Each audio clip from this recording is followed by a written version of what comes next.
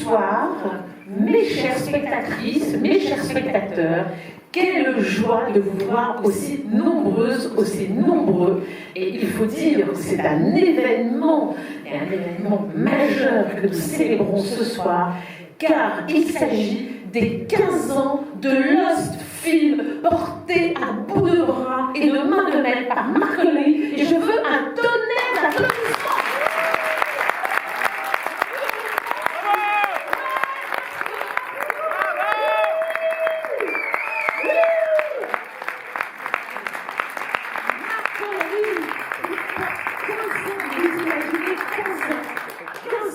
Et alors, pour tes 15 ans, comme tu étais un garçon d'une générosité infinie, tu as choisi de ne pas parler de Lost Film, donc c'est moi qui vais en parler, mais de parler de Laurent Durieux.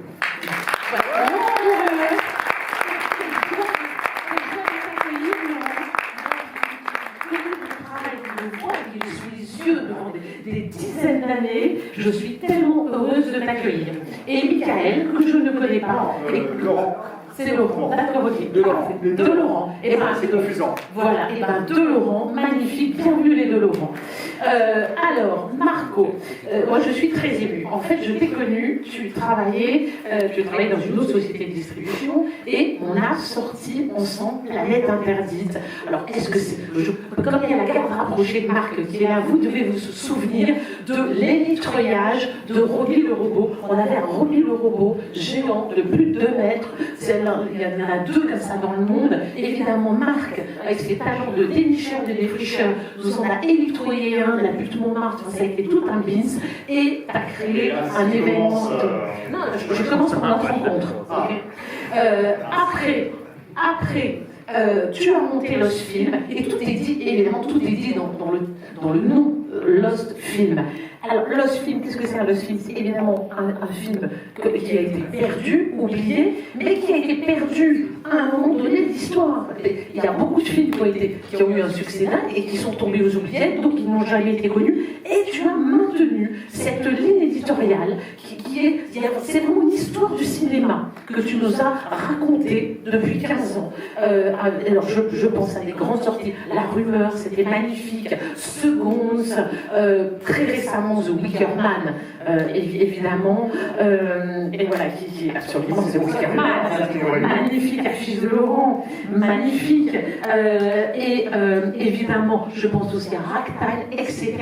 C'est vraiment une histoire du cinéma, et ce qui te caractérise, c'est cette capacité à accompagner tes films sur le terrain.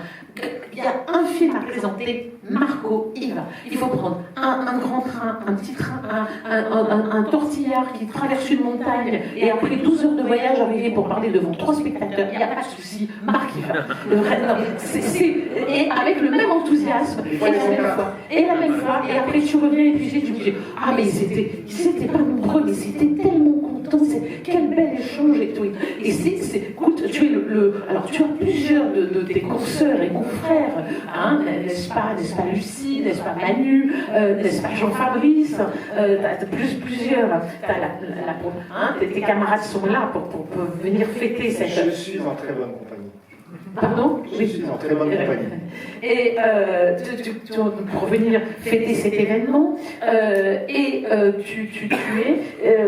as cette caractéristique, hein, je pense que vous pourrez en témoigner, n'est-ce pas, mes camarades distributeurs, tu accompagnes tes films, tu les vis, tu vibres avec eux, et tu édites des objets incroyables, tu fais venir des invités démentiels, et tu t'es donné à fond, évidemment, et des invités exceptionnels, comme les 2 Laurent que nous avons ce soir. Voilà. Eh bien, écoute, moi, j'ai sorti tous tes films, je vais vous laisser l'antenne, juste un mot, moi, j'ai sorti tous tes films, ça a été vraiment un grand coup de cœur amical, notre rencontre. Hein, on s'est rencontrés, j'ai acheté le cinéma en 2005, on a dû se rencontrer en 2006. Le premier distributeur que j'ai rencontré, c'est Manu. Le jour de mon... Il est où, Manu? Il est là. Il est là. Il est dehors, voilà. Il n'ira pas les laisser. Je t'ai rencontré très rapidement et après j'ai sorti absolument. Ah ben voilà Manu, j'étais en train de parler de toi. Je t'ai cité 2 fois et j'ai dit que tu étais le premier distributeur que j'avais rencontré le jour de l'achat du Grand Action. Et ensuite Marco, je t'ai rencontré très rapidement et j'ai sorti. Ouais. Et oui. Pardon ? La rumeur en 2009. Oui, mais on avait travaillé ensemble à plusieurs reprises et je dois dire que c'est un grand coup de cœur amical. Je dois dire que j'admire énormément ton travail, ta ligne éditoriale, ce que tu fais, la rigueur et la générosité avec laquelle tu exerces ton métier, vraiment. Donc je suis... Je suis émotif, donc vraiment, tu as toute mon amitié, toute mon admiration et... Comme tu le sais, je te le dis à chaque fois, et là je te le dis du fond du cœur, tu es chez toi au Grand Action. Ouais, et comme ça ne tombe pas dans l'oreille d'un sourd, en fait, je vais faire un peu court. Mais au mois de mai, j'ai parlé à Isabelle de vouloir faire quelque chose, parce que 15 ans, c'est très symbolique, hein, la Warner, vous avez 100 ans, ça fait un peu plus de bruit, mais je ne désespère pas. L'année n'est pas finie. Et en fait, on avait réservé cette date, et moi, l'envie, c'était pas montrer mes films, c'était partager d'autres émotions, d'autres choses, des films que j'aurais aimé montrer à d'autres personnes, avoir des invités. Et l'idée, c'était 2 journées. En fait, je vais parler de la journée qui a avorté, parce que vous serez témoin, et si j'arrive au bout du bout, le Fond 2025 est dans cette salle. En fait, si on aime tous le cinéma, on a des coups de cœur, puis voilà, il y a des films qu'on aime plus que d'autres. Et moi, j'avais un défi complètement fou. Je m'étais dit, pour mes 15 ans, je veux faire une séance de Annette, de Léo Scarax, avec Léo Scarax dans la salle. Ça ne me fait jamais, c'est en rencontre publique. Et en fait, c'est pour ça que j'ai un peu traîné, parce que pendant longtemps, c'était 2 journées. Et j'avais déjà eu la réponse des 2 Laurent, parce que j'ai découvert Out of the Box, le documentaire que vous allez voir dans quelques instants, au mois de juillet. Ils m'ont dit oui tout de suite. J'étais super content. Et pendant longtemps, on s'est dit qu'on va faire l'annonce, on a annoncé les 2 journées. Et après, on s'est dit qu'on va faire l'annonce, on a annoncé aussi le film coup de cœur, Carte blanche de Laurent. Il y a eu un petit délai aussi pour qu'on ait eu la réponse sur le film de tout à l'heure, The Zoomer. Et en fait, il y a eu un contexte qui s'est fait avec Léo Scarax, mais qui est en ce moment très occupé par la sortie internationale de C'est pas moi. Et j'espère qu'on fera ça en 2025. Voilà.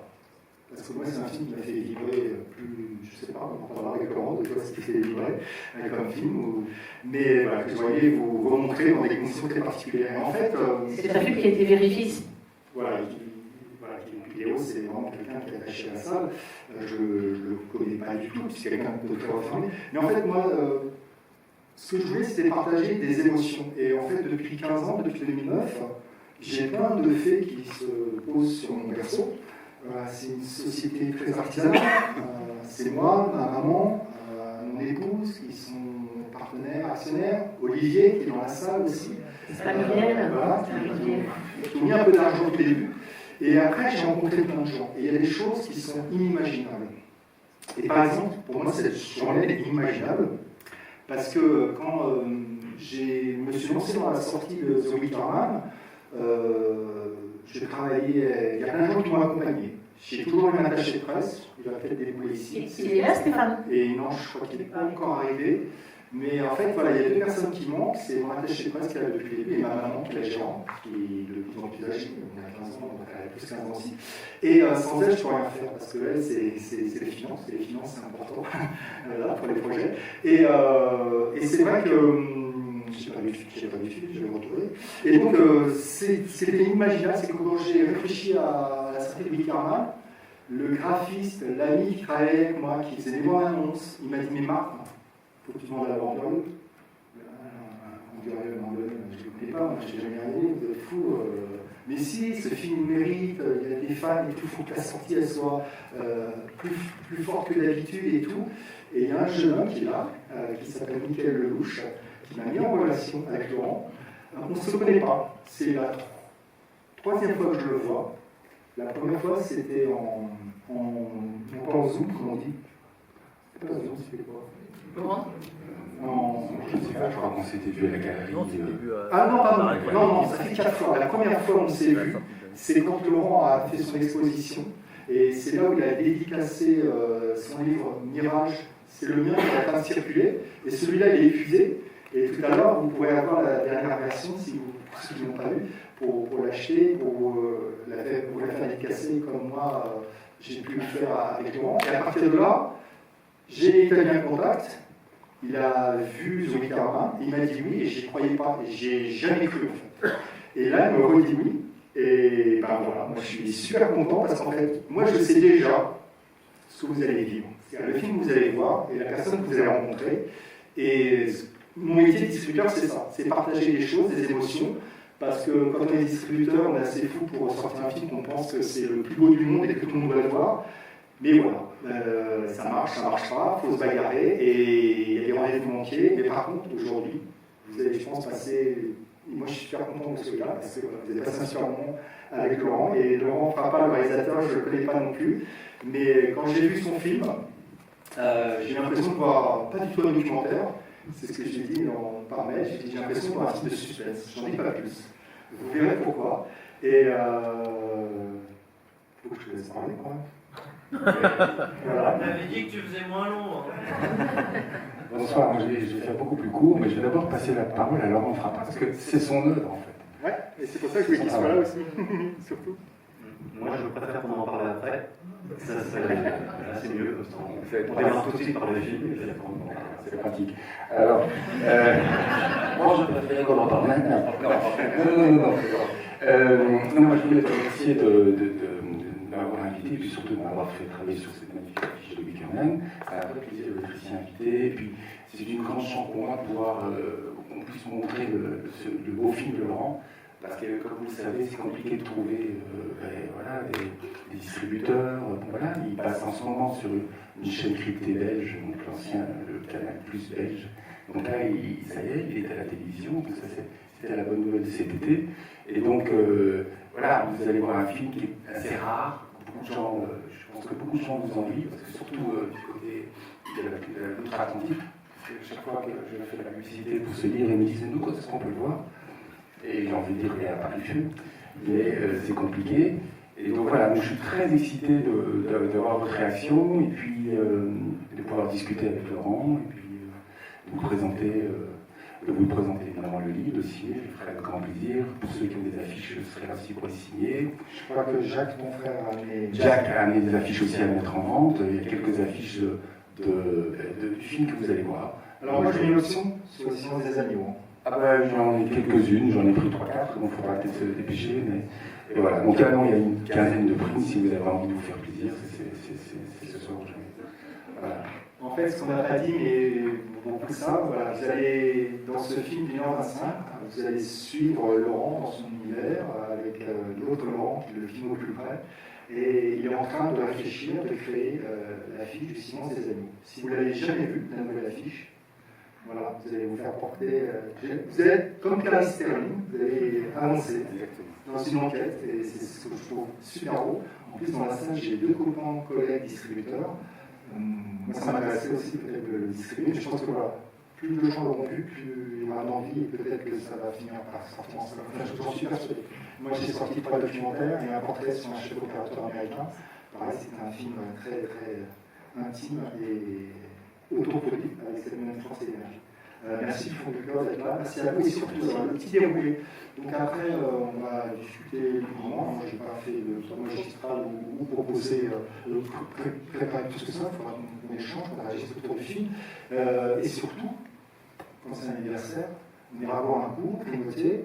Et ceux qui. On ira boire un coup au Grand Bar. Au Grand Bar, qui n'est pas très loin, où vous faites on sortira par cette porte. Tout le parcours. C'est une salle qui est juste à côté. Et après, donc, il y a le film que Laurent choisit, à 21h15, The Swimmer. Il m'avait fait toute une liste. Et il se trouve que dans la liste, il y avait d'autres très grands classiques, comme Voyage au l'enfer. Ma fille qui est là m'a dit Papa, je veux explorer Voyage au l'enfer. Je lui ai dit Alice, il est trop long, 3h30 et tout. Il y avait aussi Magnolia, il y avait d'autres films un peu longs comme ça. Et à un moment, je me suis dit, tiens, ça se passe au Grand Action, ils font le plaisir de m'accueillir gentiment, gratuitement. Je vais lui poser la question. Et spontanément, toute l'équipe a décidé aussi de, quand ils ont fait la liste, ils ont dit, ce celui-là, c'est une bonne idée, le film est devenu rare. Pareil, Texas, par exemple, qui était dans ta liste, il vient de ressortir récemment en France, donc c'est vrai que je trouvais qu'il fallait quelque chose un peu qui étonne. Ce film est devenu rare, c'est une sortie au Grand Action, c'était un très gros succès, et ça aurait pu être un autre film. C'est un autre distributeur qui s'appelle Splendor, qui l'avait distribué, ça avait été un très gros succès. Oui. Et donc je trouve que c'était un bel hommage, une fois de plus, à tout ce travail-là. Et donc Lost Film, vous allez voir avec Lost Film uniquement de deux façons. Il va y avoir un film annonce avant chaque film. Je ne vous dis pas lequel maintenant, et je ne vous dis pas lequel qui aura tout à l'heure dans celui-là. Merci du fond du cœur.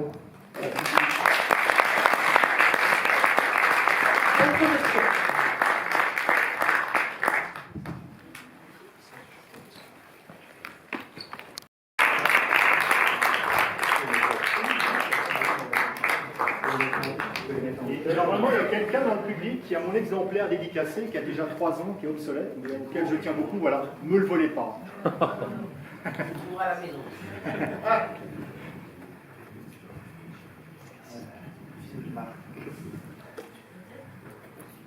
Marc, tu veux pas essayer de les mettre au-dessus plutôt? Ah oui, bah maintenant que le film est passé, excusez-moi, ça s'améliore. En fait, j'ai été occupé pour préparer le petit apéritif qui suit. Je ne l'ai pas relevé avec vous, mais j'ai juste enlevé les 5 dernières secondes. Et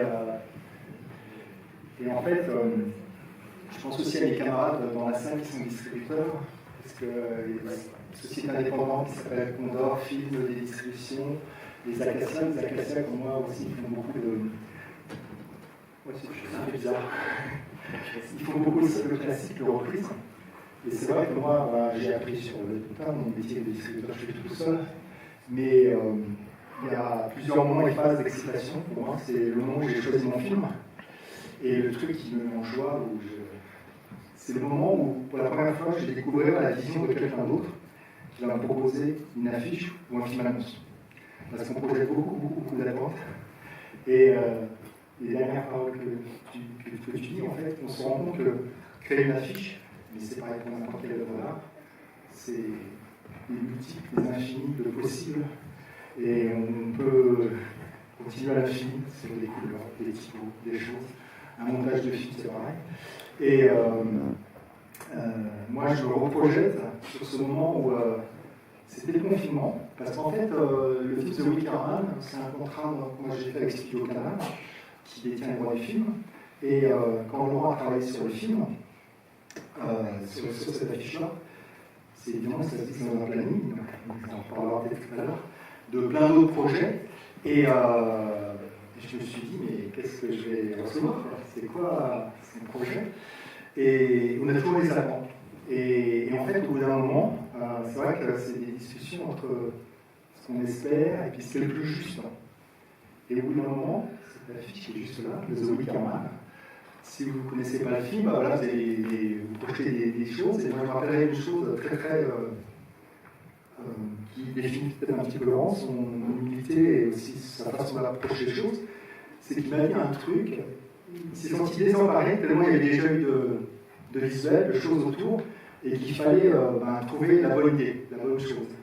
Et en fait, je pense que son travail c'est aussi tout ça. Cette image que vous voyez dans le poster de Wickerman, ce n'est pas du tout l'image du film, mais au fond, tout est dans le film. C'est-à-dire qu'il arrive à trouver la substance, la moelle, une idée du film, et je pense que le film que vous venez de voir raconte aussi ça. Je fais un grand préambule pour vous faire reprendre les esprits. Et c'est vrai que moi, la première question que j'ai envie de vous poser, c'est comment est né ce film? C'est-à-dire que Laurent, je ne connais pas très bien, mais j'ai vu qu'il a surtout beaucoup travaillé sur le documentaire animalier.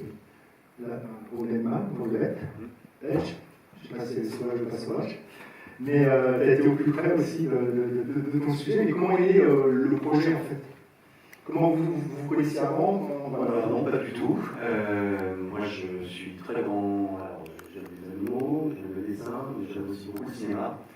Et je regardais très souvent les affiches que faisait Laurent sur Internet, comme tout le monde. J'avais même écouté une conférence de presse que tu avais faite, où tu décryptais tes affiches. Et je m'étais dit que vraiment, déjà, c'est passionnant de l'écouter d'écrire cette affiche, mais de le voir en plus en réaliser une et d'être vraiment dans le processus de création. Moi, c'est ce que j'avais très très envie de faire ça. Surtout qu'à chaque fois, effectivement, comme tu viens de le dire,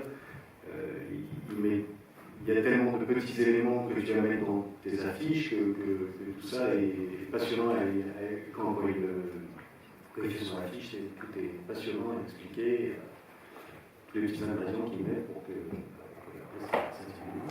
Ça a duré combien de temps, tout l'ensemble du tournage? C'est-à-dire, je me rappelle plus si c'est évoqué concrètement dans les cartons du film. Non, c'est pas évoqué. Alors moi j'étais en train de réfléchir à ça,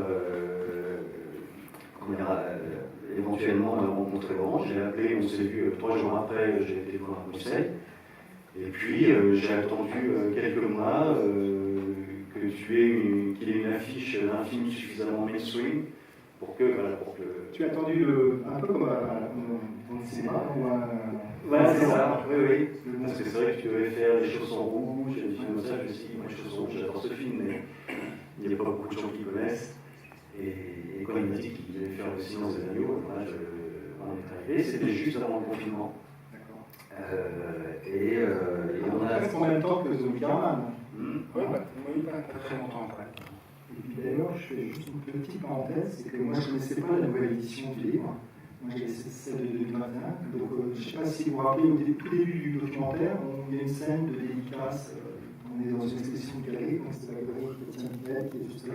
C'est là où on s'est rencontrés, c'est là où moi, comme tout le monde, j'avais envie de faire signer ce livre. Et maintenant, la nouvelle édition, je vous invite à vous procurer. Vous vous rendrez compte, c'est un hasard, je n'ai pas fait ça. C'est pas moi, c'est l'éditeur excellent. En fait, les 2 affiches qui sont l'une en face de l'autre, c'est Le Silence des Agneaux et The Weekend.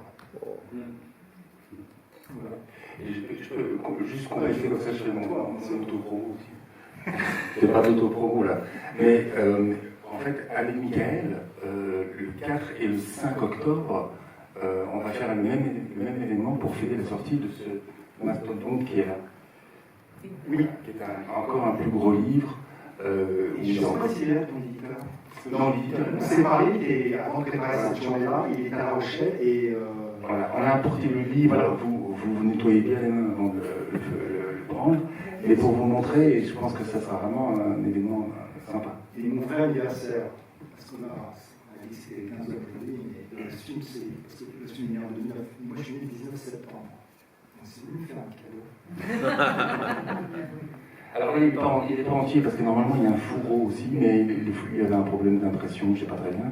Mais regardez-le parce qu'il est spectaculaire. Enfin, c'est pas au taux de bourse évidemment. C'est un livre à 12 000 €, je crois, ou 13 000 €. Non. On verra plus tard, Marc. Vous êtes nombreux. Mais si vous allez voir que l'impression, tout ça, on a vraiment travaillé avec l'éditeur comme des fous, et le résultat est vraiment très très bon. Ce que tu dis pas, c'est qu'en fait, là on voit des affiches presque au format affichette. C'est-à-dire que c'est un livre qui leur rend vraiment hommage au détail. C'est pour ça, moi j'ai modestement amené, ça c'est ma collection personnelle, au fur et à mesure des années, de se faire plaisir, d'acheter des affiches de Laurent. Parce qu'en fait, il faut imaginer, en ce moment on nous dit Oasis, c'est dur d'avoir des classes, etc. Et acheter une affiche de Laurent Glorieux, c'est pareil. C'est-à-dire que Laurent, quand il annonce une mise en vente d'une affiche, il met dans le temps l'heure mondiale, après il fait confiance aussi à Stéphane Français et Lèche, et on se connecte, et puis ma foi est vite parce que ça va vite. Oui. Pour revenir au film, d'abord il faut que je le dise, c'est une souffrance pour moi de me re-regarder sur un grand écran, et je pense que tu aurais quand même pu apporter du maquillage, parce que franchement, c'est une souffrance absolue, j'ai l'impression d'avoir des pustules partout. C'est pas l'impression, d'ailleurs, j'ai des pustules partout. Bon, ça c'est la première remarque, mais ce dont vous ne vous rendez pas compte, c'est très perturbant de se faire filmer, de dessiner en se faisant filmer. C'est-à-dire que, vous voyez les premiers croquis que je fais au début, je suis tellement perturbé que je prends n'importe quel crayon. Vous avez remarqué, les couleurs sont pourries. Je prends une espèce d'olive dégueulasse, et en fait, j'ai même pas le temps de faire demi-tour, je fais... Parce que je veux dire, dans le film, il faut que ça se... Enfin, voilà. C'était une épreuve, enfin c'est une épreuve de me regarder, mais c'était une épreuve aussi de travailler, d'enregistrer son travail, parce que Laurent m'a demandé d'enregistrer je sais pas comment on appelle ça, je ne sais plus ce que c'était, bref, d'enregistrer tout ma capture d'écran, ce QuickTime, et c'est vraiment perturbant, il n'y a même plus de secret. C'est-à-dire que tout est dévoilé là. C'est un truc un peu. On se dit merde, quoi, ça y est, on va voir que je ne sais pas dessiner un papillon. Alors moi, je connaissais la fin, après j'avais déjà vu la fiche, évidemment, mais je pense que plein de gens ne la connaissaient pas. Plein de gens peut-être ont spéculé, justement, ça nous intéressait d'avoir votre sentiment et vos questions sur qu'est-ce qui va qu'est-ce qui va émerger de ce projet. Et alors, il y a des choses aussi qui ne sont pas dites dans le film, mais en fait, quand on a fait une pause, Laurent et moi, on a été manger, et il y a un supermarché juste à côté de chez moi. C'est là où tu as eu des clics. Et alors, je suis passé à côté, parce que vous avez vu, je tourne autour de l'idée du mannequin, de manière grotesque, par moment. On voit que je tourne autour de cette idée de ce mannequin démembré, etc. Et donc, je dis, bon, il faut que je fasse une pause, et je suis passé à côté de la boucherie, et j'ai vu des steaks. Mais oui, comment on appelle ça, une espèce de. C'était du veau, un peu filandreau, je sais pas comment on appelle ça, une bavette, si ça se dit ici en français. Et je me dis, et la bavette dans le frigo et le mannequin, j'avais le truc. Et donc je suis rentré tout content, là j'ai pris mon crayon, etc. Les idées, elles arrivent souvent plus facilement quand on marche, quand on est ailleurs en fait, quand on se fait aérer, quand on a les meilleures idées que j'ai eues, c'est toujours comme ça, c'est en marchant, en faisant autre chose en fait. Voilà, mais ça, c'est pas montré dans le film. Mais donc pour revenir à la première question, tu dis c'est combien, je crois que c'était 3 semaines, en gros 3 semaines de tournage. On avait tourné une première session de 7 jours, je crois. Ouais. Et puis après on est revenu une semaine plus tard. Je t'avais demandé d'enregistrer en permanence en QuickTime. En HD, pour l'ordinateur de vidéo. En HD. 4K, en 5K. En 5K, ça fait quoi. Non mais on se rend pas compte parce qu'en fait, l'ordinateur plantait. Parce qu'à un moment donné, c'était tellement lourd que je devais faire des backups, je devais faire des backups, etc. Donc, quand on est en train de dessiner, travailler depuis aussi longtemps, et qu'on se dit merde, ça plante, je l'ai haï évidemment. Surtout qu'il garde une petite proportion de tout ce qui a été enregistré, mais du coup on est stressé, encore plus stressé, on se dit merde, putain. Et c'est pour ça que je vais aller plus vite que la. Oups. Parfois je vais aller plus vite que la musique, je dis allez maintenant c'est la fin, en fait on se rend compte que c'est jamais la fin. C'est parce que en fait ça pèse sur le moral et on se dit merde, putain, c'est l'ordinateur qui pète et qui plante. Voilà, c'était l'horreur.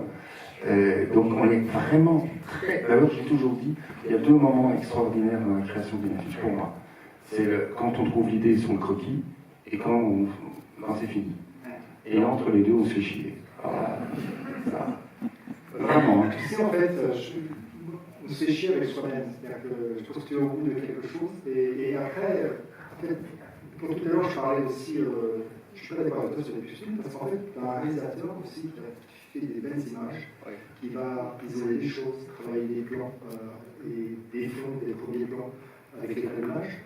Je ne suis pas tout à fait d'accord avec toi. Et juste la question que je me posais, comme dans tous les films, là vous avez capturé plein de moments, et c'est un documentaire, est-ce qu'il y a beaucoup d'idées, de choses qu'on ne voit pas, ou que tu n'as pas voulu montrer, ou parce que tu n'es pas content de toi, ou je ne sais pas? Ah non, il y a tout. Hein. Il y a tout, ce sont en accéléré, bien évidemment, parce que c'est l'avantage quand tu travailles sur ordinateur, c'est que moi, on ne voit pas ta main en train de dessiner, donc je peux facilement accélérer l'image après, parce que ça prend beaucoup de temps. Mais non. Oui, et la difficulté, c'était aussi de rendre le travail à l'ordinateur un peu sexy, visuellement. C'est pour ça qu'il m'a tout de suite demandé, tiens, est-ce que on peut mettre bouger ta table, la mettre au milieu de l'atelier, on met une caméra au-dessus, on va te voir dessiner. Et donc, oui, je me suis dit, effectivement, c'est ça qu'il faut faire, pour que ça soit un petit peu ludique. Et puis, de toute façon, c'est comme ça que je travaille, attention. Je travaille toujours d'abord avec un croquis sur du papier, parce que les idées, elles n'arrivent jamais via l'ordinateur. C'est très curieux. Les idées, elles viennent toujours de la main, crayon, papier. Ça ne peut pas marcher. Ça ne peut pas marcher de dire, ok, je vais chercher une idée sur l'ordinateur. Enfin, peut-être qu'il y a des gens qui arrivent, mais moi, c'est un blocage. Tout passe d'abord par le dessin pur, je veux dire. Et donc, alors, c'était pas des beaux dessins, ce sont des dessins qui sont censés un peu déblayer le terrain et me dire, oui, ça c'est une piste intéressante, ça c'est une piste intéressante. Tiens, ça, on va un peu plus loin dans la couleur, on va voir ce que ça donne. Enfin, on se chauffe, et on se dit, ah oui, ça peut être pas mal. Et les dessins que j'envoie aux licencieurs sont parfois beaucoup plus crasseux que ce que vous avez vu. Parce que je crois que c'est important que les gens ne se fassent pas trop, comme tu l'as dit, de film sur le rendu, sur tout ça. Je veux que ça soit une surprise, je veux que ce ne soit pas, et puis surtout, moi, je ne fasse pas, quelque part, que ça ne fasse pas que de la mise honnête. Si je vais trop loin dès le début du croquis, après, c'est encore plus chiant de dire, ah, il faut suivre ligne par ligne ce que j'ai déjà vendu. Donc, c'est pour ça que la petite voiture Pinto, il y a plein de petites choses qui vont se rajouter, parce qu'en fait, c'est au fur et à mesure que tu vis ton affiche, que tu la comprends, et tu arrives à te dire, ah ben oui, cet élément-là, il faut le mettre ou bien le changer. Parce que parfois, tu fais un croquis avec des tripes, mais parfois, on fait fausse route pour des petites choses. Vraiment pour des petites choses, parce que le concept est hyper important, c'est le truc central. Et par exemple, quand on voit la petite silhouette de Clarisse, du coup, ça apporte une focale et ça apporte une échelle. Ça apporte une échelle, ce qui est super important. C'est ça quand je dis, c'est rien et en même temps c'est tout. Parce que du coup, on a cette espèce de petit personnage qui est écrasé par ce mannequin un peu bizarre. Et donc, c'est des choses qu'on ne peut pas toujours inventer tout de suite. On ne peut pas toujours le créer dans le projet. C'est des petites choses qu'on sent qu'il faut faire. Parce qu'on voit qu'il y a des déséquilibres ou des choses comme ça. Je vais continuer avec une ou deux questions que j'ai en tête très personnelles, qui ont été posées depuis longtemps, mais ça va être aussi le temps de relais. Moi, une autre question que je me pose, c'est vrai que tu réponds à des commandes au départ.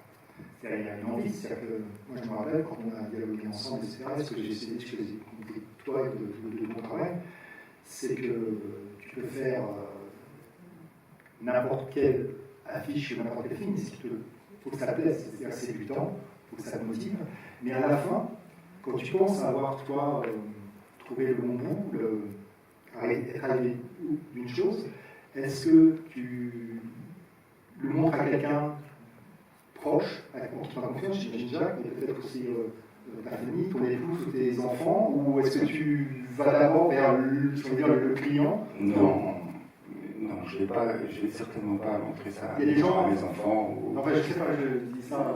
Non, je montre ça à l'atelier, parce que je travaille à l'atelier, avec Jacques, avec David Merveille, avec mon frère Thomas, et puis François, parce que François Skelten, que j'ai cité, c'est fusionnel, donc dès que je fais un petit caca, je l'appelle, je lui montre mon petit caca, il me dit tiens, ton petit caca, faudrait peut-être le bouger comme ci, comme ça, machin.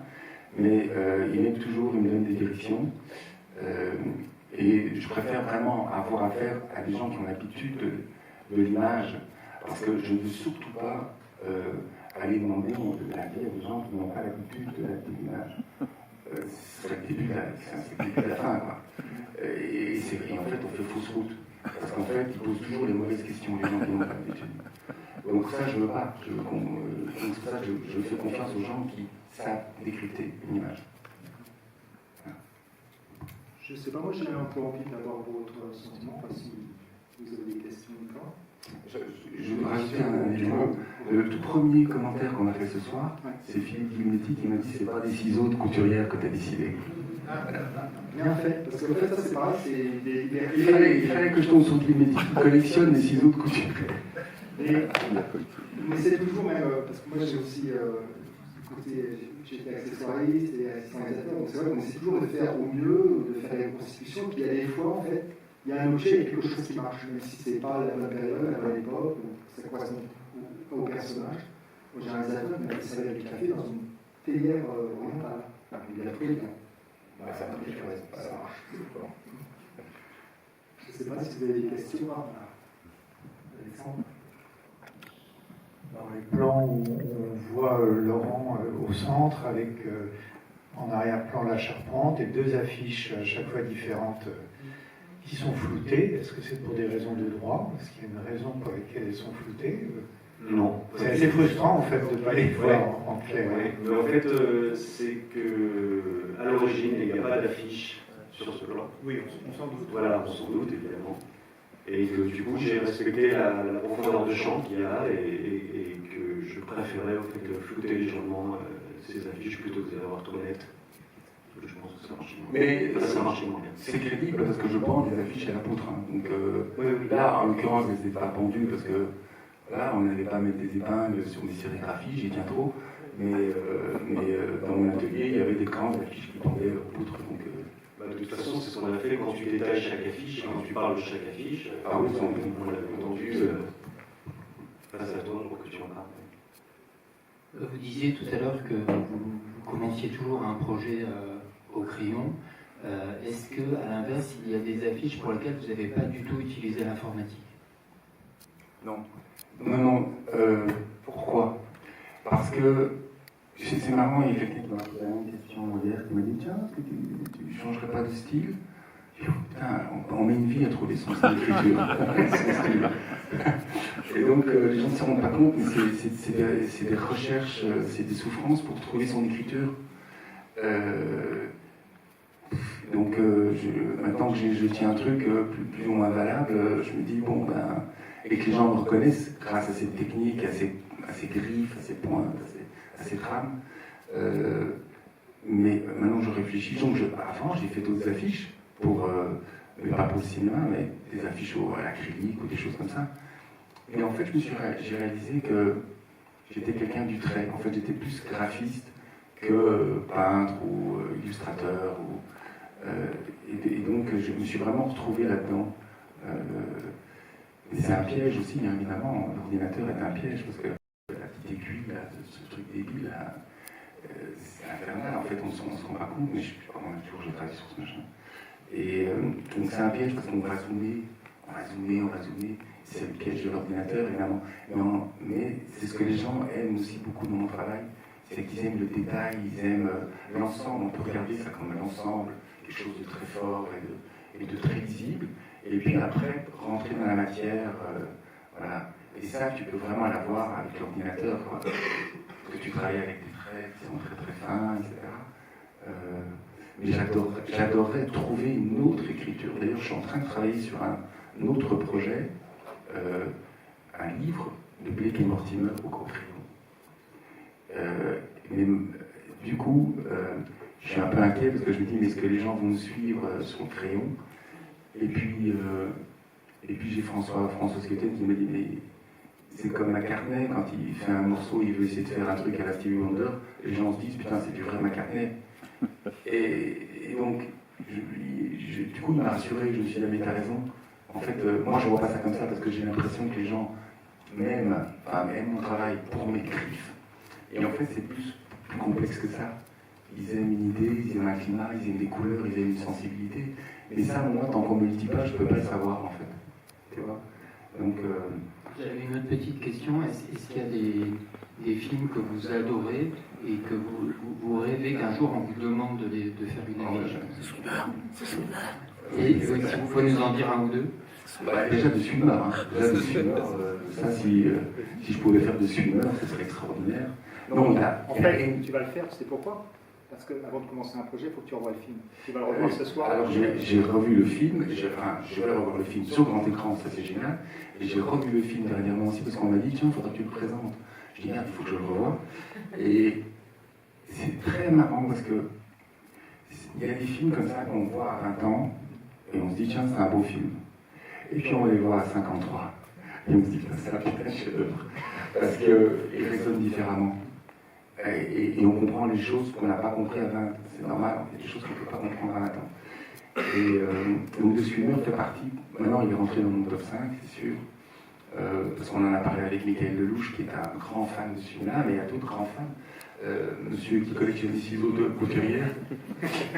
Je lui ai dit, tu restes pour des Swimmer, il me dit, t'es malade, je le connais par cœur. Donc il y a plein de films comme ça qui me... Qu'est-ce qu'il y a un truc à dire? Merci. Merci beaucoup.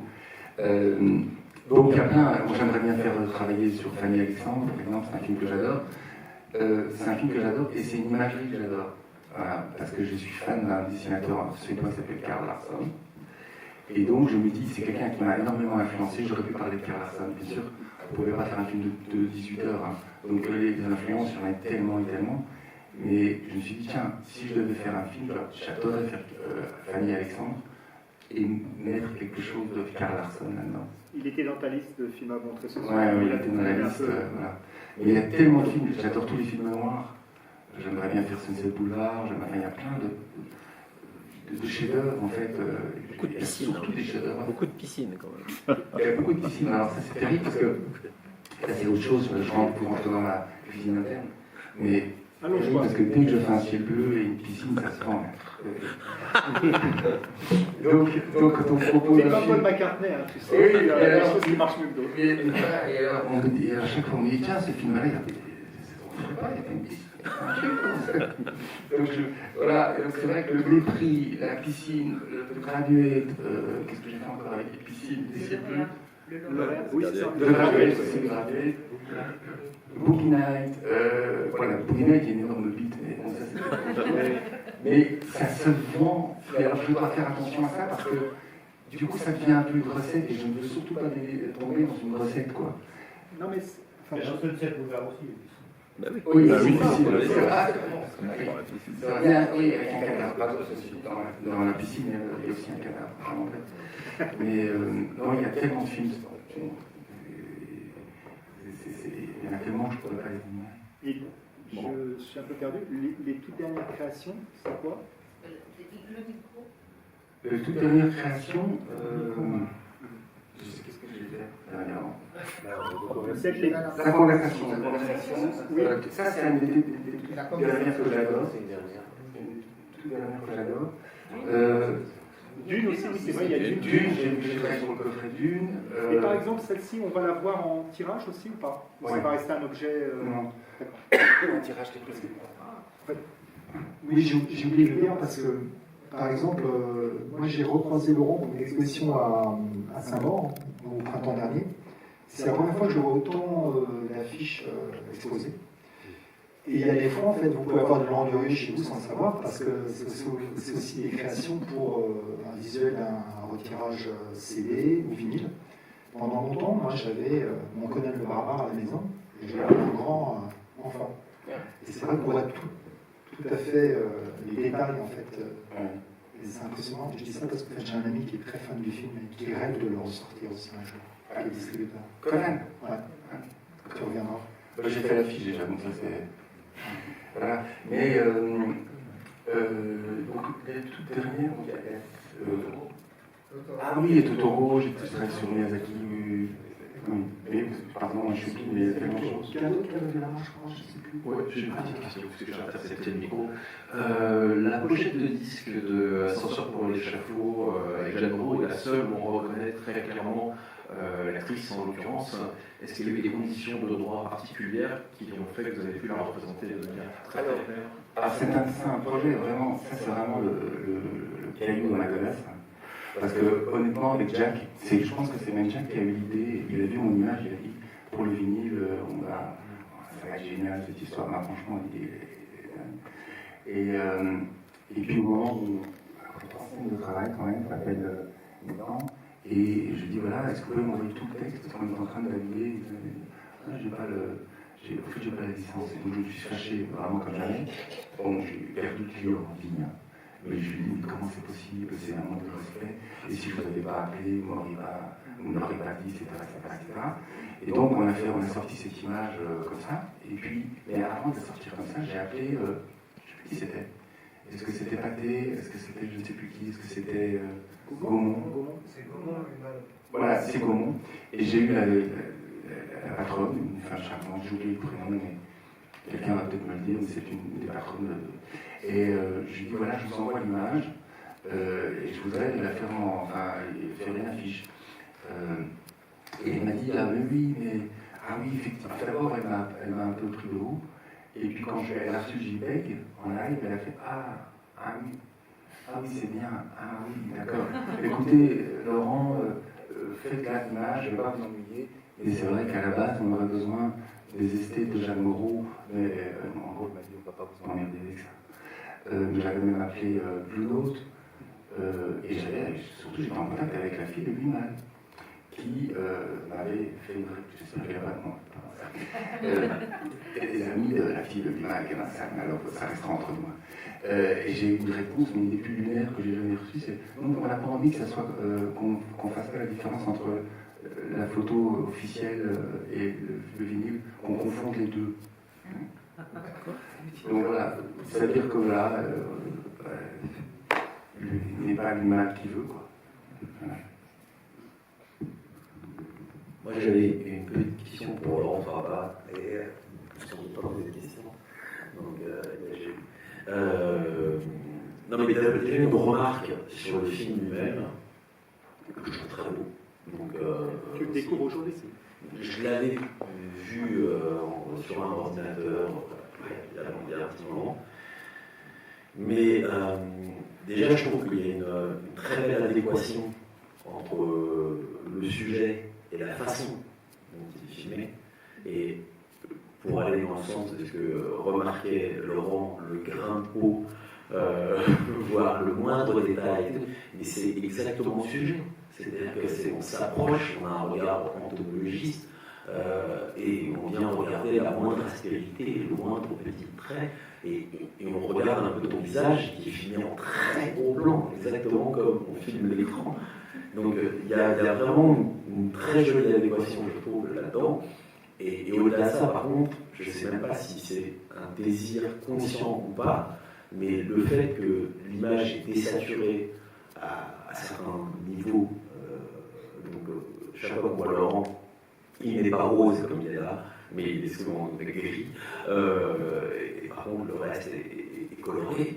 Ça m'a beaucoup fait penser en fait au travail, pour le coup, dont on parle jamais dans le film, parce qu'on va pas tout évoquer, mais le travail du tirage sérigraphique, ou le fait simplement de poser les couleurs les unes après les autres. Donc, et ça, j'adore cette idée qu'on a plusieurs plans qui se superposent, des couches exactement. Donc la couche neutre, avec simplement du noir, puis des couches de couleurs qui viennent se superposer. Et ça, comment est vu, je sais pas, peu importe si c'est lié ou pas à la sérigraphie, mais en tout cas, comment est vue cette idée de désaturer certains éléments, parce que je trouve ça magnifique et on ne voit pas ça souvent. Ben non, moi c'était très simple, c'était juste pour mettre en valeur tous les dessins et les couleurs, et puis c'est tout, et que le reste est pas moins important, parce que c'est très très drôle dans la blanc aussi, donc j'ai eu le plaisir de faire du coup les deux dans le film, d'avoir un beau film avec des beaux contrastes en noir et blanc, et puis toutes les affiches. Alors effectivement c'est un processus assez long, parce que moi j'avais jamais fait ça dans Da Vinci Resolve, là, de détourer le crayon, quand il y a le crayon qui est de couleur, dès que Laurent passe devant une affiche, il faut que lui soit en noir et blanc et pas l'affiche, et ça m'a pris à peu près un mois à faire ça, parce que je ne savais pas le faire. Et pendant le Covid, c'est bien tombé le Covid. Oui, mais vraiment, complètement, oui. Parce qu'on a fini de tourner en février, et en mars, on était confinés. Et donc, moi, je me suis plongé à fond dans ce film. Le plan le pire était un des premiers qu'on voit dans la galerie L'Œil Bleu, où c'est un panoramique où on voit une quinzaine d'affiches et 80 personnes devant. Ouais. Donc là, il fallait se traiter affiche par affiche. Ah merde, il y a encore un mec qui passe devant. Il m'a pris 3 jours. Ce plan, il m'a pris 3 jours. Désolé. Non, je le voulais parce que d'un seul coup, c'était très chouette de voir ce plan-là. Super. Est-ce que le film va sortir en salle en France? Je ne sais pas. Le film est prêt depuis 23 ans que j'avais fini le montage. J'avais quelques problèmes au début parce que j'avais mis les musiques des films dans les affiches. Donc je me suis un peu fermé là-dedans comme un con, faut dire. Voilà. c'est stupide.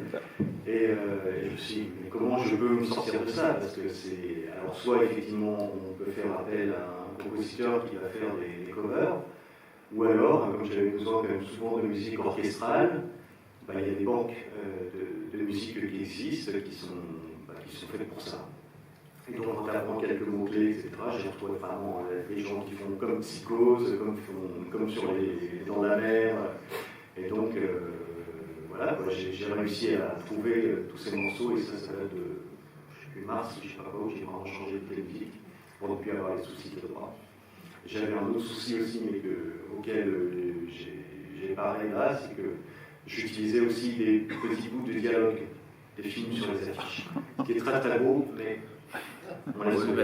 On va appeler Universal, la GN, tout ça, pour voir s'ils sont bien. Ça va être trop compliqué. Et puis, depuis peu, j'ai fait une version de 52 minutes, donc il y a 30 minutes en moins. C'est pour moi un peu moins intéressant. Mais grâce à Laurent qui m'a envoyé le contact de la plateforme de chez BTV en Belgique, le film est diffusé actuellement, une version de 58 minutes, diffusée actuellement et à la demande aussi jusqu'en mars. Et Soupe, Ciné Plus est intéressé. Ah, ouais. C'est bien ça. Après mars. Ah, c'est beau. Ça, c'est en France alors. Ouais, Canal+. Ciné Plus. Classique. Donc là, ce serait pour le 52 minutes. Ouais.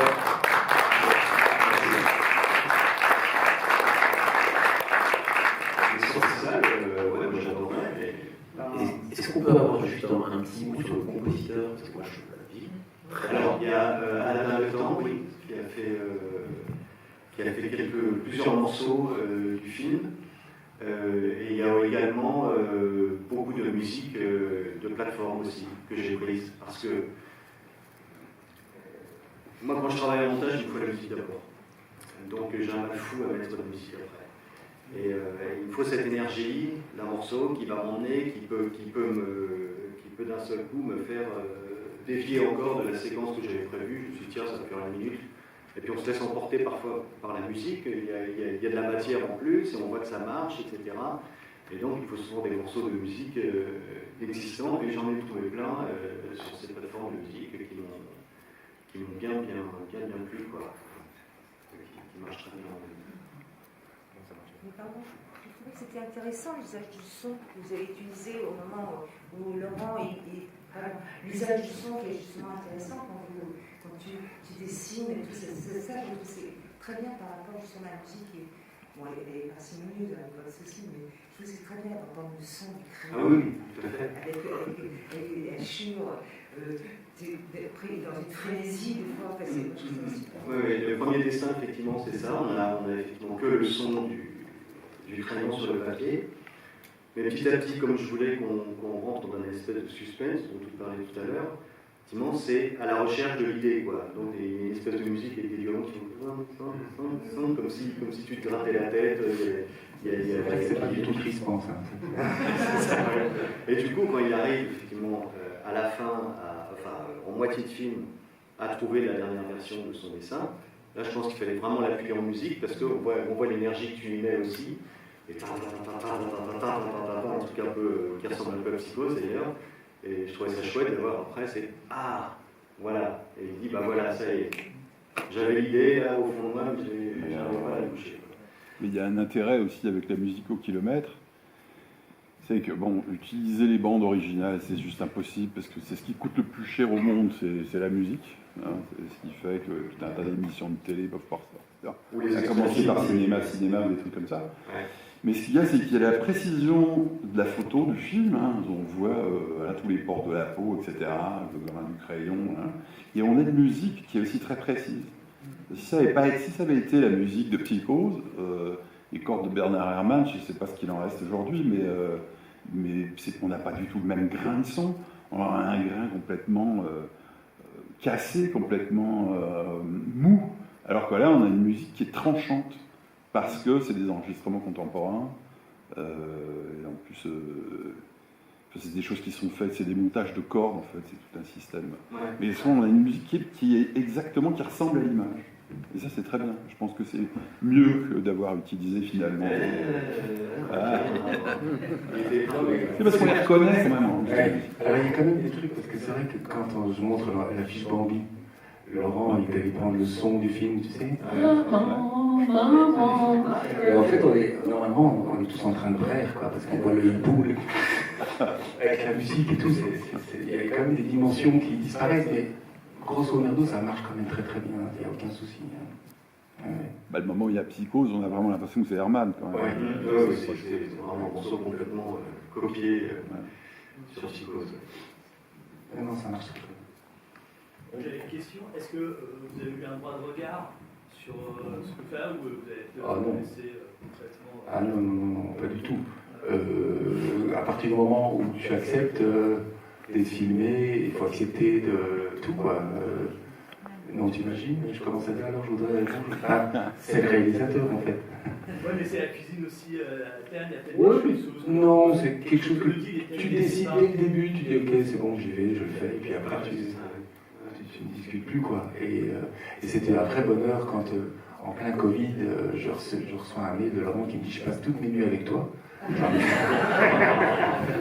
J'en ai frissonné.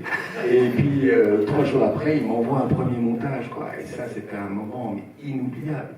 J'ai regardé le film. Son talent me rendait doué et intelligent. C'est quand même. Il coupait exactement ce qu'il fallait couper. Non, il a fait ça comme un champion, quoi.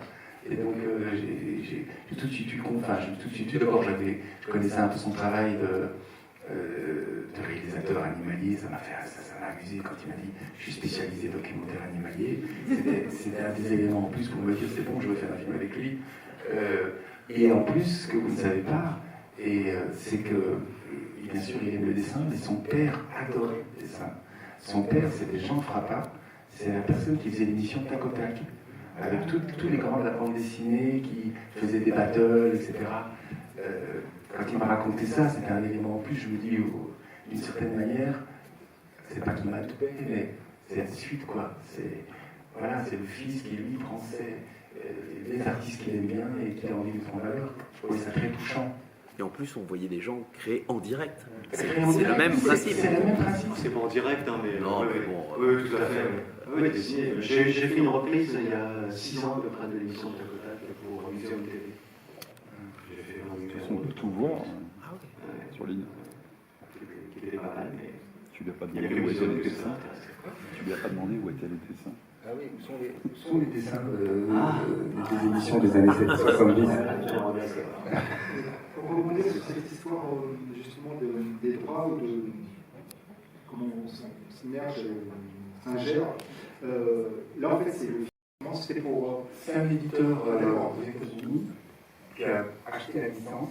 En fait, ça, si vous voulez, on peut rentrer dans le détail. Hein, parce que je parle souvent des droits à l'image et les affiches, les acteurs sont souvent de dos ou quand j'ai fait de face ici, je m'arrange pour avoir des ombres portées sur les yeux parce que le likeness, c'est la ressemblance. Et il faut savoir que les contrats, il y a des contrats qui sont signés pour tout ce qui est droits dérivés, parce que les affichages sont des droits dérivés. Eh bien, certains acteurs disent moi je ne veux pas qu'on fasse un bal sur ma tête ou sur mon nom. Ou, enfin, vous comprenez le principe. Donc il y a des armées d'avocats qui remplissent des contrats, etc. Et donc moi, mon job, c'est de bien éduquer avec une manière de faire. On ne peut rien faire, on ne peut rien dire. Contourner, mais pas que ça soit grossier, que ce soit forcé Donc, dès le début, je pense à ça quand je fais Harrison Ford et comment ça s'appelle, Sean Young, je m'arrange d'avoir presque une silhouette avec quelques lumières, quelques petites choses. Là, c'est la vedette, c'est la licorne. Voilà. Il y a 3 affiches en plus. L'affiche du mépris, par exemple, là, j'avais l'accord de Brigitte Bardot. Et en fait, c'est absolument pas Brigitte Bardot que j'ai décidé. Mais elle m'a dit, ah oui, mais c'est très bien. Mais les jambes, j'avais des jambes un peu plus fines. Et voilà. Mais en fait, c'était absolument pas. J'ai trouvé cette femme dans un magazine de pose académique et j'ai rajouté cette tête, ce bandeau, etc. En fait, voilà, j'essaie de me débrouiller, mais en fait les gens tournent j'ai pas d'eau, quoi. Voilà. Et tu n'as pas eu de retour, personne n'a découvert le documentaire donc, qui est autour quand même du silence des animaux, c'est-à-dire évidemment Jonathan Demme, mais des producteurs ou je sais pas, peut-être. Non, en fait, c'est vrai que le film a été montré. Moi, je sais que j'ai raté à chaque fois les séances, donc je l'ai découvert aussi sur mon ordinateur. Il y en a une au Forum des images, il y en a une aussi à Saint-Maur il n'y a pas longtemps. Oui. Et les autres projections. Oui, dans un festival à Gand, en Belgique. Hein. Oui, en France, il y a eu peu de... Et t'as pas eu aussi le film, machin, hein, ton truc Ah, au FIPADOC. Ouais, Il a été montré au FIPADOC il y a 3 ans et j'avais eu il avait été un des 5 écouteurs de Télérama. Oui, donc il y a un vrai travail à faire. Pour les docs nationaux. Sur la version cinéma, je trouve. J'aimerais bien. Et sur DVD. Bah non, moi je vais faire ça. Aussi après, je suis un peu dans le métier, donc du coup, voir des choses, revoir le dessin, c'est toujours aussi. Voilà, c'est des trucs. Ah oui, des trucs. C'est des trucs, là. Ouais, c'est pour faire image par image, narration par image. Je ne sais pas s'il y a d'autres questions. En fait, comme il y a une séance, on va faire une toute dernière question. Et comme il y a une séance majeure, comme de ce que Laurent va vouloir aussi vous dédicacer son livre. Et surtout, vous allez voir un verre entre les deux films. Le livre off, mais le verre, oui. Me poser une question, est-ce qu'une bonne façon de contourner la problématique du likeness, ce serait pas que tu dessines plus mal les visages? Tant pis. Tu fais leur face des trognes. Alors on dirait non. Ah bah oui, ça ne ressemble pas. Déjà, je voulais dire, je sais pas parler de cette série. Déjà, je voulais vous dire merci beaucoup d'avoir accepté de travailler sur cette fiche du géant de fer que j'ai pu voir dans le film ou dans le livre, parce que c'est un film trop peu connu et trop peu mis en avant. En France, parce qu'aux États-Unis, c'est une vraie icône. Ok. En France, j'ai vu très peu de personnes en parler, même sur Internet, tout ça, alors que c'est un super film. Donc, j'ai absolument pas les moyens là d'acheter une de vos affiches. Donc, merci beaucoup d'avoir travaillé sur cette affiche-là. Et je voulais vous poser une question. Pendant une séquence dans le film, vous détaillez le travail que vous avez fait sur l'affiche que vous avez faite pour les Dents de la Mer. Et dans cette affiche, il n'y a jamais, à part si je fais une erreur, la couleur rouge. Ce qui est aussi une caractéristique du film. Est-ce que ça a été fait exprès? Est-ce que vous vous êtes rendu compte après coup? Ah oui, tout est fait exprès. C'est-à-dire que dès le départ, je voulais éviter ce qui existait déjà, donc je voulais éviter tout ce qui est sanguinolent. Je voulais vraiment faire une image, absolument pas une image connotée film d'horreur, etc. Et détourner le regard, enfin détourner le film quelque part. Donc j'ai évité le rouge, j'ai évité la mer et un petit peu de mer, et voilà, et comment dire, forcé sur l'idée avec ce passage en sérigraphie de l'aileron noir et que le reste c'était du bleu foncé. Donc tout est vraiment calculé. Mais tu sais, quand je travaille sur une affiche qui, pendant un mois, là c'était peut-être plus long, c'était 1 mois, ben, tu as le temps de réfléchir et de te poser. C'est quand tu travailles rapidement que tu peux parfois faire des erreurs, te dire il faut que ça parte, j'y vais. Et c'est toujours bien, pour ceux qui sont dans le domaine des arts graphiques, de prendre son temps, de faire quelque chose et de laisser poser, reposer les choses. Et quand le lendemain ou le surlendemain on revient, on a des idées beaucoup plus claires. Et on se dit ce qu'il faut retirer, laisser, etc. Donc, oui, non, c'est hyper important. Mais tu sais, c'est une affiche alternative, je veux vraiment, enfin, moi je pousse cette idée du côté alternatif. Je ne veux pas faire une image qui existe déjà. Je ne veux pas prendre une image qui existe dans le film. Je veux créer ma propre image, ma propre mise en scène. Parce que c'est avec l'IA qui débarque en plus maintenant, il n'y a que ça. Il faut qu'on ait un regard complètement unique et radical sur les choses. Et surtout pas travailler de manière trop réaliste, photographique j'entends, parce que ça, l'IA le fait déjà super bien. Et surtout, travailler sur une idée, des idées. Parce que ça, contrairement à ce qu'on pourrait croire, il n'y a pas beaucoup de gens, même d'artistes, qui arrivent après sur les idées. Les idées, c'est ce qu'il y a de plus difficile, et c'est ce qui fait la différence par rapport à des faiseurs. Tu as plein de gens qui ont 10 fois plus de talent que moi, techniquement, et Je le dis, je suis une tange techniquement. Ceux qui travaillent à l'ordinateur, qui sont là-dedans, ils ont vu, mais qu'est-ce que c'est une connerie? Je le sais, mais c'est ma manière, c'est comme ça. Mais par contre, tu dois contrebalancer ça avec une idée forte et avec un point de vue. C'est le point de vue qui fait toute la différence. Et ça, le point de vue, il n'y a pas ce point de vue. Merci beaucoup.